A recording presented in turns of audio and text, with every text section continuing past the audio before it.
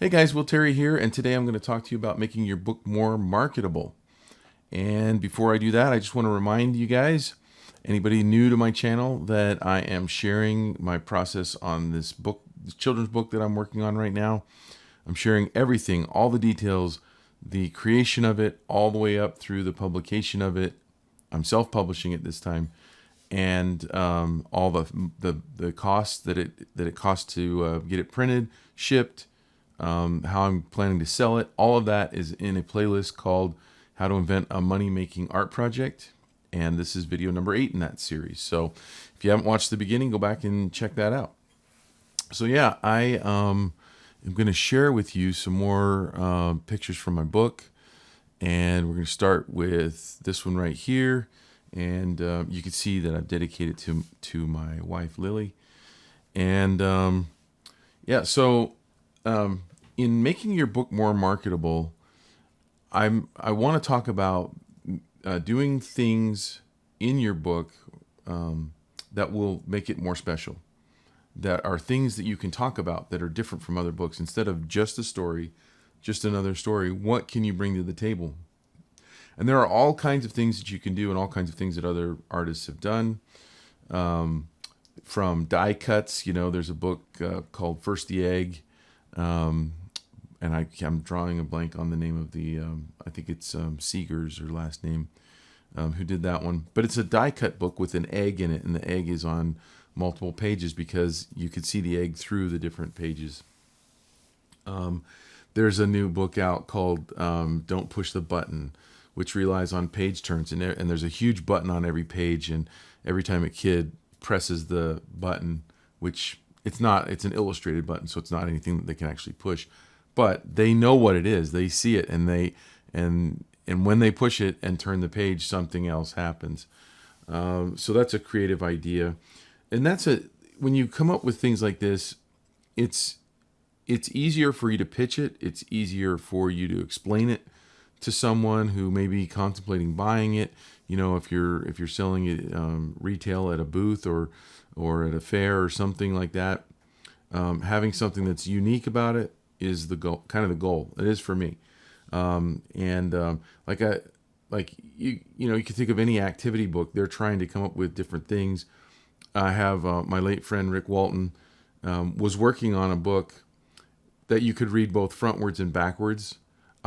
He never, to my knowledge, ever got that published, but was working on it. One of my favorite books of all time, Don't Let the Pigeon Drive the Bus, which breaks the fourth wall, which was really unique at the time, and what I think propelled that book to ultimate fame and stardom. And so we're trying to come up with different things, different levels. And so in my book, one of the things that I did was I said I actually hid a pickle, because this is about pickleball, and I hid a pickle on every page. Actually, I changed that to every illustration. So this is actually an old version. But can you see the pickle in this title page illustration? I'll give you a second, and then I'm going to zoom in on it. And I'll show you several of these. And really, the reason that I did this was to, one, it's fun for kids, but it's another level if someone is selling my book. And I'll talk about the marketing and a person that I've got that's going to be really pushing these books. But it gives them something more to talk about, right? So it's not like it's anything unique that hasn't been done before, about hiding things in the illustrations. But it's one thing that I love doing.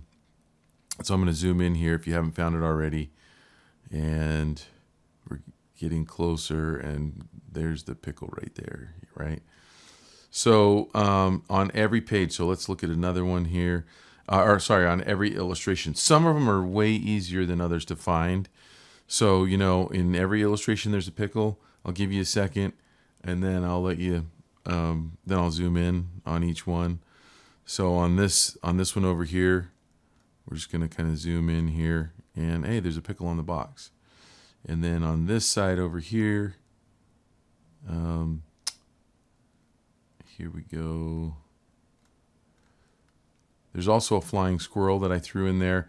That's reference to a friend who they nicknamed the flying squirrel. in pickleball because he jumps around and he's very athletic. And so, yeah, so there you go. And let's see on this page, on both of these pages, can you find the pickle?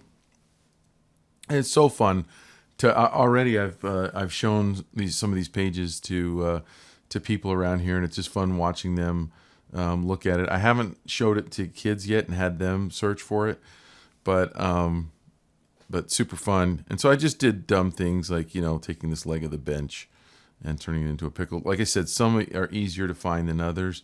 Some I actually think that they'll have to get a magnifying glass out to actually know if they found it or not. On this one, it's his eyebrow. So just trying to do little fun things like that. And I think I have one more here. Yeah.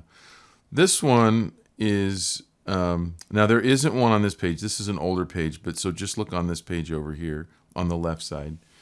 I had to, at first I had written on every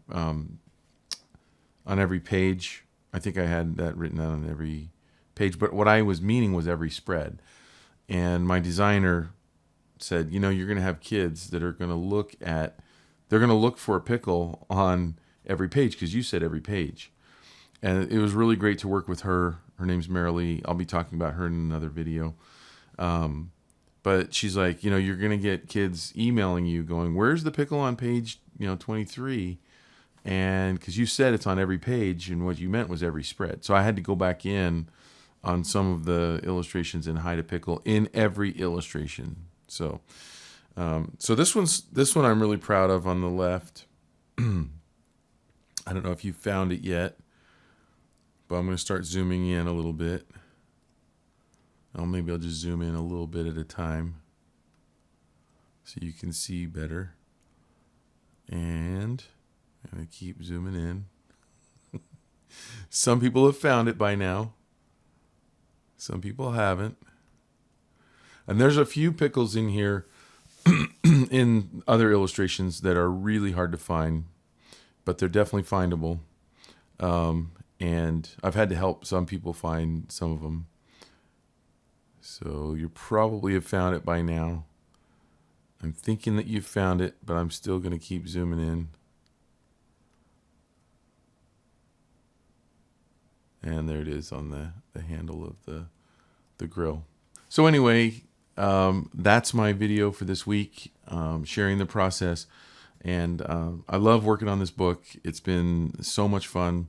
And I've loved, giving another layer to its marketability, because I do believe that some people will probably buy it just on the fact that, I can market it saying, and there's a hidden pickle on every page. And it's like, all right, you had me at pickleball book because they're into pickleball. But now, envisioning my kids trying to find a pickle on every page, I got to get it. So there you go. Now, before I go, I want to tell you about my online illustration school, svslearn.com. I started this with Jake Parker and Lee White, and we have a complete curriculum. It's the same kind of curriculum you would get if you went to an art school, only you can do it at your own time, at your own pace, and at a fraction of the cost. And we have all the level courses that you need to take to become a working professional illustrator. We even have a class called Children's Book Pro that is the most complete and comprehensive children's book illustration class online, anywhere. And with that being said, thanks for watching the video, and can't wait to see you on the next one. Now, as you guys know me, I don't want to be like those other channels and tell you to subscribe, because why would you subscribe to something if you don't like what you're hearing or what you're seeing and what you're getting?